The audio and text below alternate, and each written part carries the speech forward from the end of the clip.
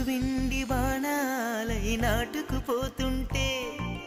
చెంపలు కెంపు నాణాలై కాంతిని ఇస్తుంటే